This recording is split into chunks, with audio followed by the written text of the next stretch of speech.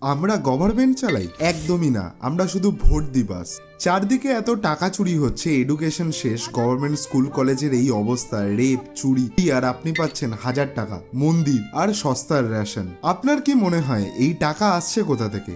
আপনার পকেট থেকেই। আপনার কি মনে হয় তারা আপনার জন্য বাইরে থেকে ইনকাম করে আনছে? ভোটে কোটি কোটি টাকা খরচা হয়, আসে কোথা থেকে? কেউ বলবে পার্টি ডোনেশন থেকে, আর সেই ডোনেশন দিচ্ছে কারা? বিজনেসম্যান। তারা দিচ্ছে বা জোর করে নেওয়া হচ্ছে, আর সেই বিজনেস থোড়ি নিজের পকেট থেকে দিচ্ছে তো আপনার ওয়ার্কিং আওয়ার আর স্যালারি থেকে। ফলে গভর্নমেন্ট ওই ছাড়টা তাদের দিচ্ছে, অর্থাৎ টক্সিক ওয়ার্ক কালচার। আপনি খেটেও ন্যায্য টাকা পাচ্ছেন না। কেউ পারফেক্ট না, বাট সাধারণ মানুষ যদি এক হয় তাহলে তো আমরাই পারফেক্ট বানিয়ে নিতে পারি। যখন টেকনোলজি এত ডেভেলপ ছিল না তখনকার রোড বছরের পর বছর টিকে যেত, আর এখন এক মাস আসতে না আসতেই রোড শেষ। কারাপশন এখন টপ টু বটম। এই রাজ্য শুধু তাদের না, আমাদেরও। এটা কবে বুঝবে না? যারা যেই পার্টির সাথে যুক্ত কিছু লোক আছে তাদের মধ্যে, তারা ভাবে তারাই রাজা।